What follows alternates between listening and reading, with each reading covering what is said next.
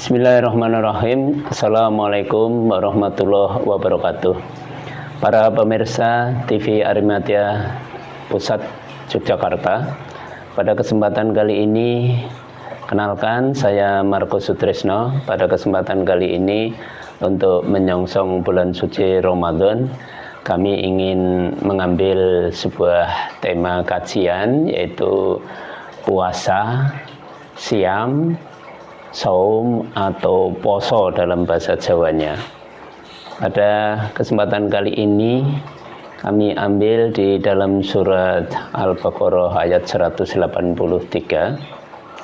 Ya ayyuhalladzina amanu kutiba alaikumus syiyam kama kutiba alal ladzina min qablikum la'alakum tattaqun. Hai orang-orang yang beriman, diwajibkan atas kamu berpuasa sebagaimana diwajibkan atas orang-orang sebelum kamu agar kamu mendapatkan titel takwa. Pada kali ini, jadi di sini ada 4 bahasan. Yang pertama, yang dapat panggilan puasa hanyalah orang-orang yang beriman. Jadi orang yang tidak beriman tidak mendapatkan panggilan untuk menunaikan puasa. Yang kedua, hukumnya puasa ini adalah wajib. Jadi semua umat Islam diwajibkan berpuasa. Yang ketiga, puasa seperti orang-orang yang dahulu. Yang keempat, supaya dapat titel takwa. Di sini untuk nomor 1, 2, dan 4 biar bagian ustadz yang lain. Bagian saya yaitu yang nomor 3, yaitu puasanya orang-orang yang dahulu. Jadi puasanya Nabi yang terdahulu, sebagaimana kita ketahui bahwa Nabi Adam juga berpuasa selama 40 hari dalam 1 tahun. Nabi Musa juga berpuasa 40 hari dalam 1 tahun. Nabi Daud alaihissalam 1 hari berpuasa, 1 hari tidak berpuasa selama hidupnya. Jadi di sini puasa yang terberat adalah puasa umatnya Nabi Daud alaihissalam, karena sehari puasa, sehari tidak. Andai kata kita mendapatkan perintah puasa seperti ini untuk umat-umat sekarang, itu tidak semua bisa melaksanakan, tapi alhamdulillah orang Islam masih banyak yang menyempatkan diri berpuasa sehari, berbuka sehari. Jadi 1 hari berpuasa, 1 hari tidak, dan itu banyak orang Islam yang mampu untuk menjalankan seperti puasanya Nabi Daud. Nabi Isa alaihissalam versi Islam juga berpuasa 40 hari lamanya. Namun Nabi Isa versi Nasrani bisa kita lihat di dalam Bible bahwa puasanya Nabi Isa di sini ingin kami bacakan satu persatu, yaitu di dalam Injil Matius 4, 1 dan 2, atau boleh dibaca Injil Matius pasal 4 ayatnya 1 dan 2, Injil Lukas pasal 4 ayatnya 1 dan 2, Injil Lukas pasal 18 ayat yang 12, Injil Yoel itu pasal 1 ayat yang ke-14. Berikutnya bahwa di Injil Yoel itu juga ada di pasal 2 ayatnya 15, pasal 2 ayat yang 15 sampai ayat yang ke-17. Di Yeremia juga terdapat puasa pada Yeremia 36 urutan ayat yang ke-9. Di sini menerangkan puasanya Yesus adalah berpuasa di bulan yang ke-9. Mari kita cermati ayat per ayat. Jadi di Di dalam Matius pasal 4 ayatnya 1 dan 2 bunyinya, maka Yesus dibawa oleh roh ke padang gurun untuk dicobai iblis. Yang kedua, dan setelah berpuasa 40 hari 40 malam lamanya, maka laparlah Yesus. Jadi di sini menurut Matius, Yesus ini bisa dibawa oleh iblis atau dicobai oleh iblis dan dibawa ke padang gurun selama 40 hari 40 malam ia berpuasa, maka setelah itu laparlah Tuhan Yesus. Jadi di sini Tuhan Yesus berpuasa 40 hari 40 malam, akhirnya beliau lapar. Jadi sama dengan kita semua, kalau habis berpuasa merasakan lapar. Inilah Tuhannya orang Kristen. Selanjutnya kami sambung di Lukas pasal 4 ayatnya 1 dan 2. Yesus yang penuh dengan Roh Kudus kembali dari Sungai Yordan, lalu dibawa oleh Roh Kudus ke padang gurun. Di situ ia tinggal 40 hari lamanya dan dicobai iblis. Selama di situ ia tidak makan apa-apa, dan sesudah itu laparlah ia. Jadi sama-sama penulis Injil, di sini komentarnya ada sedikit berbeda. Untuk Lukas itu menceritakan bahwa Yesus yang penuh dengan Roh Kudus kembali dari Sungai Yordan, sehingga di Matius itu nggak ada ceritanya bahwa Yesus dari sungai. Nah, itu tidak ada. Lalu dibawa oleh Roh Kudus. Jadi kalau ini dibawa oleh Roh Kudus, kalau yang tadi dicobai iblis ke padang gurun, sama-sama ke padang gurun, cuman di sini ia tinggal 40 hari lamanya. Juga akhirnya yang berikutnya dikatakan dicobai iblis, selama di situ ia tidak makan apa-apa. Tidak makan apa-apa, kalau boleh diartikan puasa, berarti puasanya 40 hari lamanya. Jadi ada beda, di Matius itu 40 hari 40 malam, di Lukas hanya 40 hari lamanya. Berikutnya Lukas tapi masih menambahkan di dalam pasal 18 ayat yang ke-12, aku berpuasa seminggu 2 kali dan aku memberikan 1/10 dari penghasilanku. Saya punya Injil yang 1963. Di sana ada bunyinya yang berbeda, yaitu aku berpuasa seminggu 2 kali dan aku memberikan zakat 10%. Jadi kalau di sini timbulnya perpuluhan ini menggunakan ayat ini. Ya. Lalu Yeremia pasal 39 ayat 9, Raja Yehuda dalam bulan yang ke-9 orang telah memaklumkan puasa di hadapan Tuhan. Jadi ternyata puasanya yang ada di Bible ini ternyata sama dengan puasanya orang Islam, hanya beda di hari. Kalau orang Islam puasanya sebulan lamanya.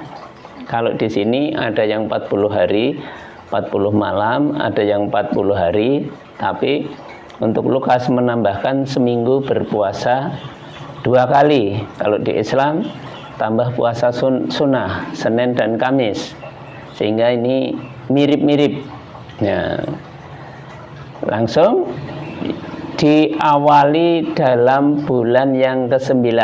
Kami contohkan di dalam adat Jawa, karena saya tinggal di Yogyakarta, bulan Jawa ini kita hitung nanti bulan yang ke-9 kira-kira sama tidak? Satu ya, Suro, Sapar, Mulut, Bakdo Mulut, Madilawal, Madilakir, Recep, Ruwah, Poso. ini sama bulan yang ke-9 ternyata. Maka dari itu kami berharap yang punya Bible harusnya bisa menjalankan puasa seperti puasanya umat Islam, karena puasa juga diawali di dalam bulan yang ke-9. Umat Islam berpuasanya misalnya besok ada yang 29 hari, itu ada yang 30 kemungkinan antara dua itu, tapi mudah-mudahan nanti bisa sama-sama semuanya ambil yang sama, mulainya sama, berakhirnya juga sama. Jadi di sini taruhlah 30 hari. Nah, nanti bagaimana puasanya umat Nasrani kalau pengen bareng sama-sama di bulan 9, itu kami puasa yang pertama kali bareng nanti. Cuma nanti berakhirnya tidak berbarengan karena yang umat Nasrani harus 40 hari. Makanya kami nanti ke hari 30 sudah selesai berpuasa, Anda masih meneruskan 10 hari ya. Tapi juga ada pandangan yang 10 hari itu puasa sunnah. Di Islam pun nanti setelah kita berlebaran ada puasa di bulan Syawal, istilahnya puasa Nyawal. Nah itu 6 hari. Nah nanti itu ditambah, kalau 30 hari ditambah 6 hari, tapi itu jenisnya sudah puasa sunnah. Nah, jadi di sini nanti kami tambahkan lagi, sehingga ternyata puasa di Bible sama puasa di Al-Quran ya, jadi kami juga membawa ini Al-Quran, ini Bible-nya.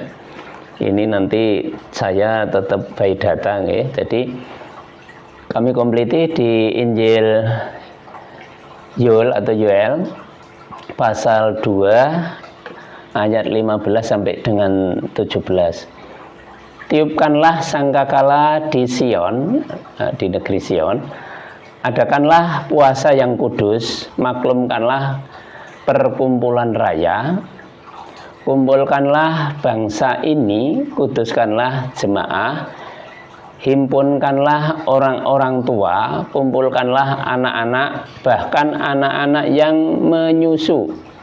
Baiklah pengantin laki-laki keluar dari kamarnya dan pengantin perempuan dari kamar tidurnya. Jadi di sini kalau orang Islam mungkin ada kata-kata marhaban ya Ramadan, selamat datang bulan Ramadan. Langsung malam harinya kita, kalau dulu memang pakai sangkakala itu ya semacam terumpet ya. Nah ini kalau sekarang diumumkan di masjid menggunakan loudspeaker atau lewat cara yang lain ya, diumumkan bahwa nanti malam ada sholat tarweh. Lah kalau di negeri Sion ini ditiupkanlah sangkakala sebagai tanda bahwa besok itu ada puasa kudus, bulan suci yang diimani oleh umat Kristen, yaitu kalau kita menggunakan bulan suci di sini adakanlah puasa yang kudus. Nah, ketemunya sama nanti bulan kudus ya bulan suci. Nah, maklumkanlah perkumpulan raya. Jadi ini harus diumumkan ke seluruh negeri Sion. Kalau kita umat Nasrani yang ada di Indonesia harusnya diumumkan juga. Dan kumpulkanlah bangsa ini, kuduskanlah jemaah, himpunkanlah orang-orang tua. Jadi di sini kalau sudah ada pengumuman, baik orang tua, anak-anak, bahkan anak yang masih menyusu, itu harus dibawa ke Bait Allah. Jadi ada nanti pengantin laki-laki pun suruh keluar dari kamarnya, dan pengantin perempuan yang di kamar tidur itu pun disuruh keluar supaya ikut beribadah. Jadi di sini kalau yang namanya puasa wajib, semuanya bisa menyambut dengan baik, dan ini merupakan keharusan karena namanya aja puasa wajib. Namun sampai hari ini umat Kristen, saya sendiri heran kenapa tidak menunaikan puasa yang ada di Bibelnya. Malah justru ini ajaran Yesus, yang melaksanakan justru malah orang Islam. Termasuk tadi ada puasa sunnah seminggu 2 kali, terus ada puasa yang 30 hari atau sebulan, masih ditambahkan dengan puasa sunnah Syawal. Jadi hampir mirip, yaitu hampir 40 hari. Jadi di sini mohon nanti umat Islam melaksanakan puasanya sesuai dengan anjuran ulama atau pemerintah. Yang Kristen harusnya juga sama, mulainya di bulan yang ke-9 sesuai Yeremia pasal 39 ayat yang ke-9. Jadi di sini nanti puasa itu ketemunya sama. Jadi jujur saja, puasanya umat Muhammad ini sebulan dalam 1 tahun. Di sini kita tinjau ulang bahwa semua umatnya Nabi Muhammad, alhamdulillah bisa melaksanakan yang dicontohkan oleh nabinya. Sekarang bandingkan dengan pengikut Alkitab atau di Injil. Di sini banyak yang tidak melaksanakan seperti yang telah diperintahkan oleh Yesus.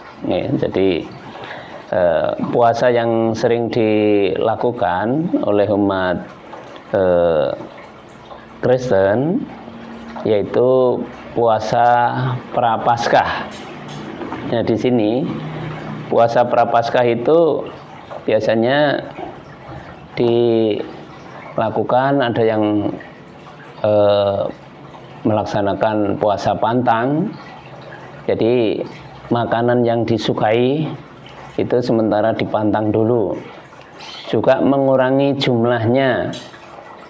Terus tapi ada baiknya di sini, iritnya dari makanan yang disukai dan jumlahnya menjadi lebih sedikit, ini pun ada baiknya, yaitu bisa dipersembahkan di gereja. Misalnya ya, kita makan biasanya 3 kali atau 4 kali dengan harga misalnya sekali makan 30.000. Nah, kalau makannya dikurangi jumlahnya, sehari cuman makan sekali atau 2 kali, kan dari 30.000 kali 3 menjadi bisa lebih irit, dan itu bisa dipersembahkan di gereja. Nah, ini sisi baiknya adalah menunaikan tambahan sedekah kalau di dalam umat Islam, ya. Tapi di sini juga bagus untuk dipersembahkan di gereja, baik itu penggunaannya untuk umat maupun untuk yang lain. Jadi cuman ininya bisa menguranginya, bisa memberikan sedekahnya bisa, tapi puasa yang diwajibkan malah yang diperintahkan oleh Yesus malah tidak dilaksanakan. Malah yang banyak dilaksanakan adalah puasa pantang. Lah, puasa pantang ini bukan ajaran dari Yesus. Soalnya selama ini saya baca Alkitab belum pernah menemukan adanya puasa Prapaskah atau puasa pantang yang dilaksanakan oleh umat Nasrani. Jadi apa yang bisa kita petik di dalam umat ini menjalankan puasa? Puasa bisa menjadikan orang itu sehat, ya, karena bagi yang sakit diabetes mellitus, bila mana menjalankan puasa, mari kita cek masing-masing dengan kejujuran bahwa kita tatkala berpuasa antara jam 9 sampai jam 10 ini kita merasa paling lapar di dalam kita menjalankan puasa. Mengapa di jam-jam itu kita merasa lapar? Karena ternyata di organ kita yang namanya pankreas, orang yang berpuasa jam 9 jam 10 itu mengeluarkan insulin, ya, bahwa di sini kalau orang itu tidak berpuasa jam seputar segini tidak mengeluarkan zat itu, sehingga maka insulin dari dirinya sendiri itu bisa menyambut baik untuk umat yang menjalankan puasa dan ia mengidap diabetes, maka sering berpuasa bisa menyembuhkan diabetes mellitus, ya, itu. Terus kedua, puasa punya manfaat yang bisa kita petik, yaitu disiplin waktu. Jadi kalau kita misalnya berbuka jam 6 kurang seperempat misalnya, okay, atau jam 6 kurang 10 menit. Nah, ini kalau belum jamnya, walaupun kurang 1 menit, kita tidak bisa atau tidak mau untuk mencicil makan atau berbuka, sehingga lebih baik agak mundur 1 menit daripada nanti melanggar, karena kalau kurang 1 menit pun itu bisa membatalkan puasa. Maka di sini semua yang menjalankan puasa itu akan disiplin waktu. Berikutnya yang nomor 3, akan mendidik rasa sosial, karena orang-orang yang miskin itu tiap hari kayak orang berpuasa. Bahkan kita sekarang bisa makan, besok belum tentu orang itu bisa makan atau siangnya, sehingga nanti kita kalau sudah merasakan laparnya orang miskin, maka terketuk hatinya bagi orang-orang yang mampu itu akan memberikan sedekah, zakat dan infaknya, sehingga dibantukan kepada orang-orang yang berhak untuk menerimanya, sehingga nanti kalau orang-orang itu disiplin seperti ini, maka di Indonesia tidak ada orang yang kelaparan. Jadi karena terdidik untuk rasa bersosial. Yang keempat, mendidik sabar. Jadi puasa ini, karena puasa tidak hanya menahan lapar dan dahaga, tapi sabar itu sangat diperlukan, sehingga kalau puasanya benar, maka nggak akan punya sifat mudah marah, karena oh ya, ini sok imun, aku baru menjalankan puasa. Jadi kalau mau marah, ingat perintah ini sok imun, saya baru menjalankan puasa, akhirnya tidak marah, maka terdidik kita berlaku sabar. Yang berikutnya, akhirnya bisa menuju pintu takwa, karena sudah dilatih tiap hari menjadi sehat, disiplin waktu, mendidik rasa sosial, mendidik sabar, maka itulah yang nanti orang-orang yang menjalankan puasa dengan baik dan benar, maka akan mempunyai titel takwa. Jadi pada kesempatan kali ini sesi yang pertama.